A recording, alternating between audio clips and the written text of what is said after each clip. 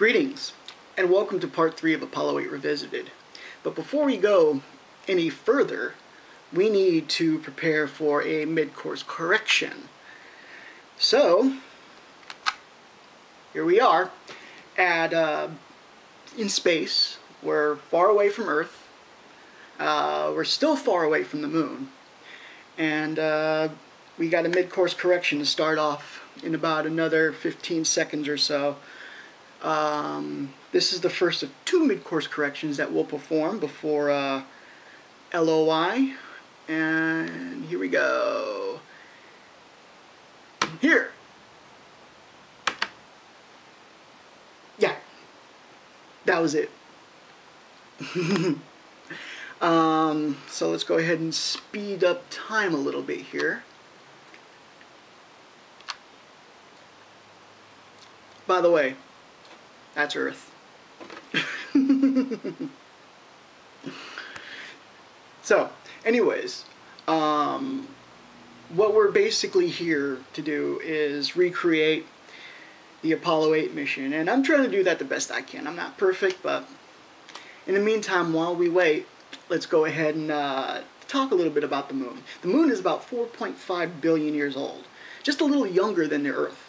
We believed it was formed when a protoplanet named Theia, after the Greek Titan who gave birth to Selene, the moon goddess, crashed into the young Earth. Now, this crash created such a large debris which flew so high up as to orbit the Earth and eventually coalesce into the moon, where for the next billion years it suffered violent impacts, the results of which can be clearly seen from Earth. Its gravitational pull is what gives us our tides. The lunar cycle is 29.53 days, which is usually rounded off to 30. The phases of the moon help us keep track of time. The Latin name for the moon is Luna. Aristotle, an ancient Greek philosopher and student of Plato, and early teacher of Alexander the Great, believed that the moon, when full, had the power to drive people to insanity. The word for loony comes from the name Luna. The name moon actually comes from a Proto-Germanic word called menon. By about 725 AD, it evolved into the Old English word mona, and by 1135 it was pronounced moan, before settling on the name we have today, moon. An airplane usually flies at about 15,000 feet, or 2.8 miles, or 4.5 kilometers. The general consensus for where outer space begins is about 316,800 feet, or 60 miles, or 100 kilometers. Go ahead and slow that down a little bit. The Hubble Space Telescope, which won't exist yet in this simulation for another 30 years or so, orbits the Earth at about 1,869,120 feet, or 354 miles, or 569 kilometers. The moon is about 2,389,000 miles, or 384,400 kilometers from Earth. That is a whopping 12,613,920,000 feet. Now, it's very, very hard for me to simply explain how far that is. So seeing as we have this program to help me, let's play a little game of scales. Now, first things first, let's go ahead and go back to real time, because real time helps. Alright, now we can see the Earth, we can see the shuttle. Okay? In here, we can see a person. We can see, I don't know which one that would be. There they are, all 3 of them right there. We can see them. Okay, so we have a scale of people. Okay? Now from that scale you can see that the ship, though it looks small, is actually pretty large.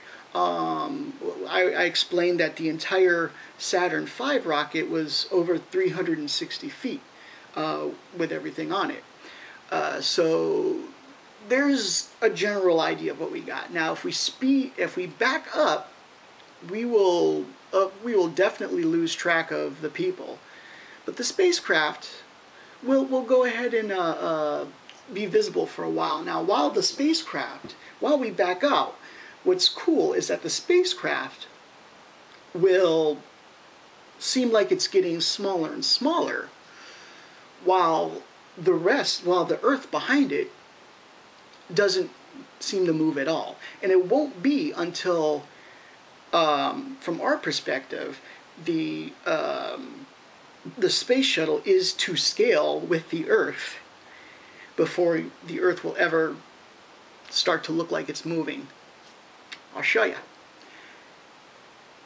Going further, going back. You notice the Earth ain't moving. The ship's getting smaller. Earth ain't. Here, let's go ahead. It's not a good. That's the best we can do. Let's just keep going. Backing up. This is how insignificant we are. We're just a little dot now. We're about the size of one of the stars, and we have disappeared. I don't know if you can see, we definitely can't see it now. I'm still backing up, by the way. Yeah, you can't really notice it. Yeah, there we go. The Earth is now starting to slowly back up. Oh, there we go. It's getting faster and faster. Eventually up. Oh, look at that. There's the moon. Let's go ahead and pause for a second, and I want to show you basically the distance here. The distance that I said earlier. There we go. Remember when I talked about the string that no, actually I haven't. I will talk about that in a minute. But yeah, there's your scale. Now, let's go ahead and go back even further. This is how as we go back further, you notice that the Earth and the moon, I'm going back, move, yet the stars don't. Now, what's important about this is that because the stars don't move, it helps. It basically helps us stay aligned keep a line of where we are at. We can actually find out where we're at just by looking at the stars. Nothing moves, so we're fine. I'm actually going all the way back now to where the ship is.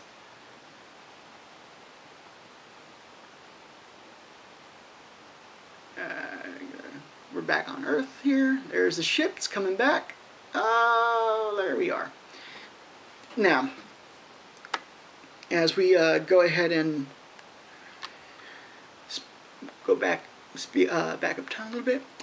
Keep in mind, in this simulation, it's all real time type of. It works as if in real time. Yet when we look at distant objects, we're actually looking back in time.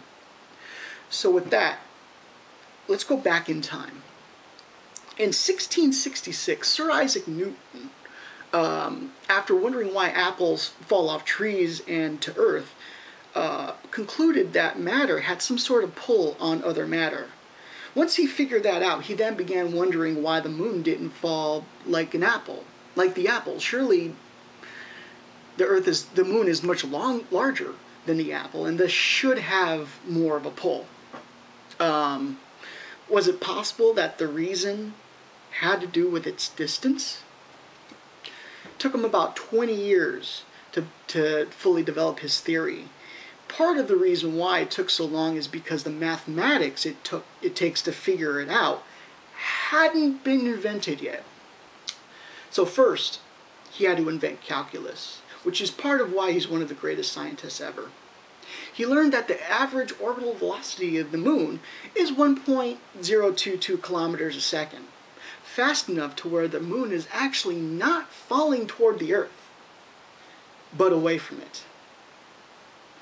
About 260 years later, in 1926, an American named Robert Goddard successfully launched the world's first liquid-fueled rocket. A year after that, Charles Lindbergh successfully flew a non-stop flight across the Atlantic Ocean from New York to Paris.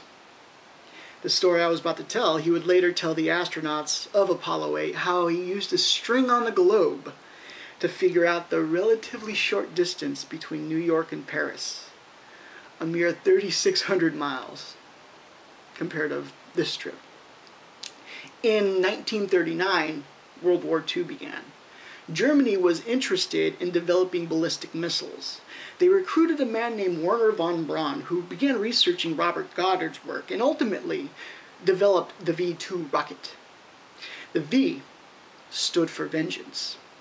However, in 1944, after lamenting the fact that his work was going toward war efforts instead of space exploration, von Braun was arrested by the Gestapo, but later released.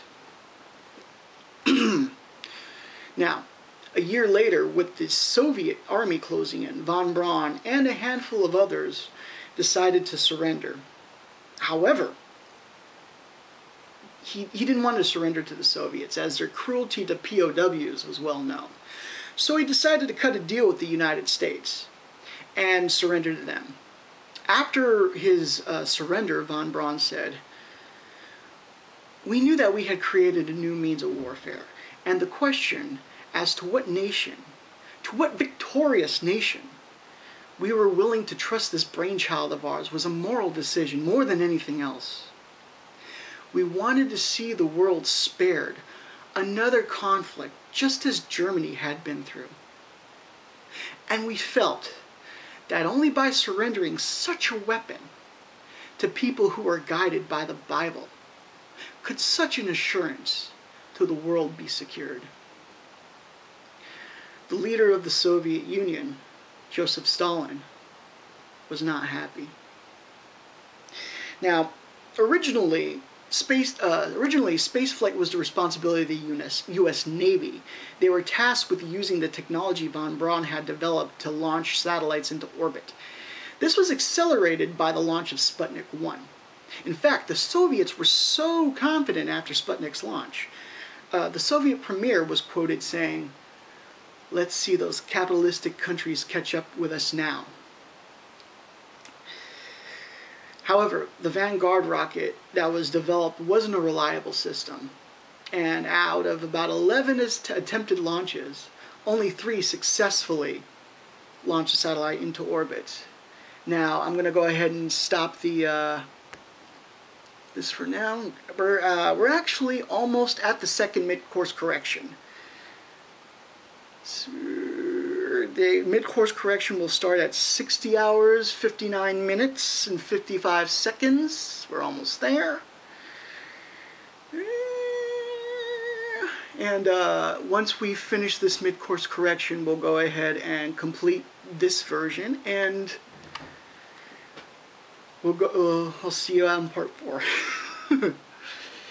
So, the Soviet premier, after the successful launch, after the unsuccessful launch of Vanguard, began referring to it as crushed grapefruit, and it soon became clear that a new program was needed to be dedicated to these missions. With that, we got 5, 3, bam! Okay. And the second missed course correction will last until 61:07. Okay, almost there. And that's it. That is our second mid-course correction. And I'll go ahead and we'll go ahead. You know what? Screw it. We'll go ahead and finish the story a little bit. In 1958, President Eisenhower signed the National Aeronautics and Space Act, which combined the National Advisory Committee for Aeronautics, 3 research labs, and 2 test facilities into one NASA.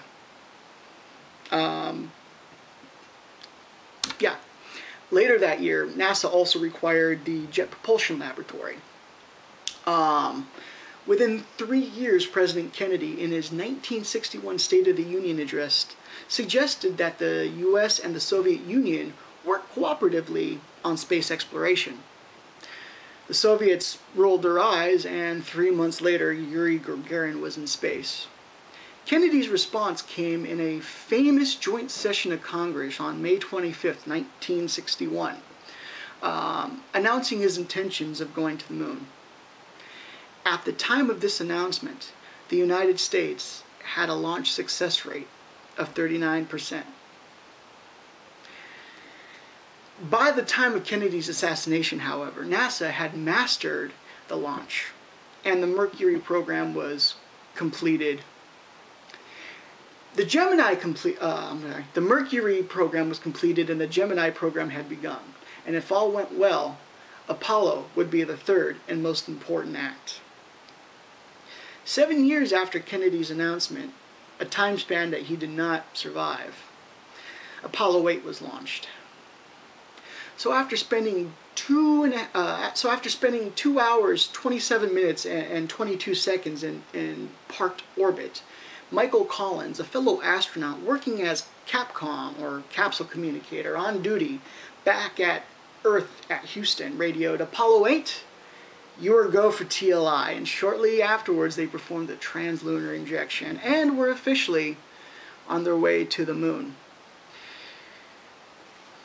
Thanks for joining me.